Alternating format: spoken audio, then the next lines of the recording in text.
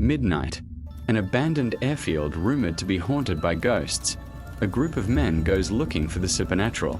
One man pulls out a razor-sharp curved knife and begins attacking everything that moves. Screams rip through the darkness when the chaos finally stops. A woman is dead. Others are badly wounded. But here's the part that still shocks people today. The court looked at the evidence and let the killer walk free. This is one of the strangest true crime stories you've never heard. What's up, everyone? Welcome back to the channel. If you love real-life stories that blur the line between the supernatural, human fear, and the justice system, you're in the right place. Today we are going back to 1958 in India for a case that's equal parts terrifying and legally fascinating. Make sure you watch until the end. The court's decision might blow your mind. Let's get into it.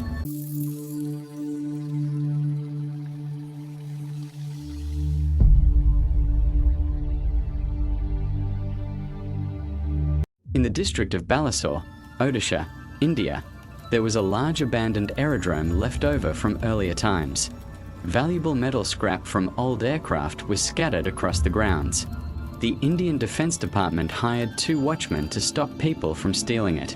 But the local tribal communities, mainly Santal and Moja people, didn't just fear thieves. They believed the entire airfield was haunted. Stories spread that spirits roamed the open fields after dark, especially on Tuesday and Saturday nights.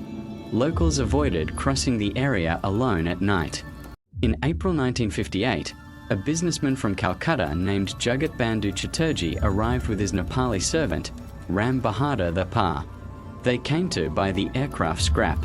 On the night of May 20th, 1958, a Tuesday, a local man named Chandra Moji arrived at the tea stall around 9 p.m. He was visibly scared and asked to sleep there because he didn't want to walk home alone through the haunted aerodrome.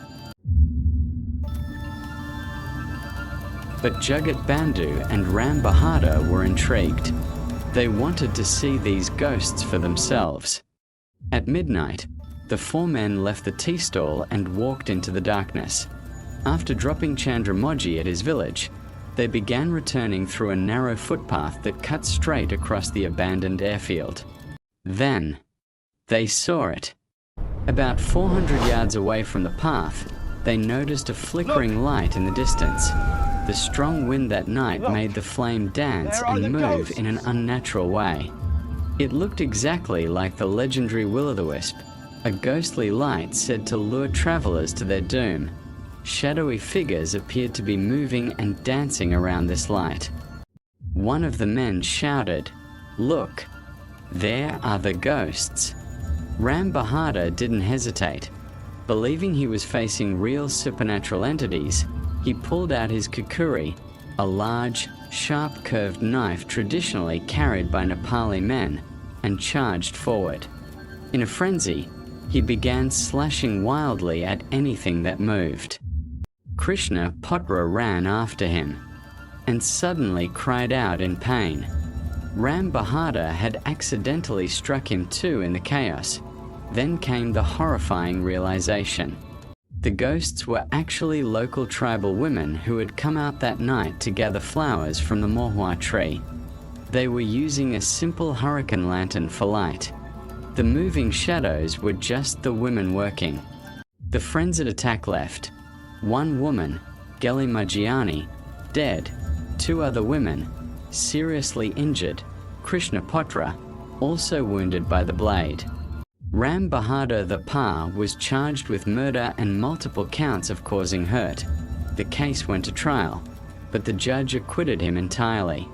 He relied on Section 79 of the Indian Penal Code, the mistake of fact offence.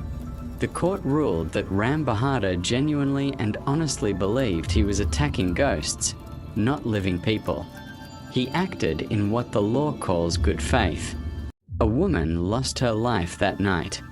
Families were left devastated, yet because of a genuine mistake fueled by deep superstition and fear, the man who swung the blade was never punished. This case still sparks debate today. How much should cultural beliefs and honest mistakes protect someone in court? Where's the line between fear and responsibility? Let me know your thoughts in the comments. Do you agree with the court's decision, or do you think justice wasn't served? If you enjoyed this deep dive, drop a like, share the video, and subscribe for more wild true stories from around the world. Hit the bell so you don't miss the next one. Stay safe out there, especially if you ever feel like going ghost hunting at midnight. I'll see you in the next video.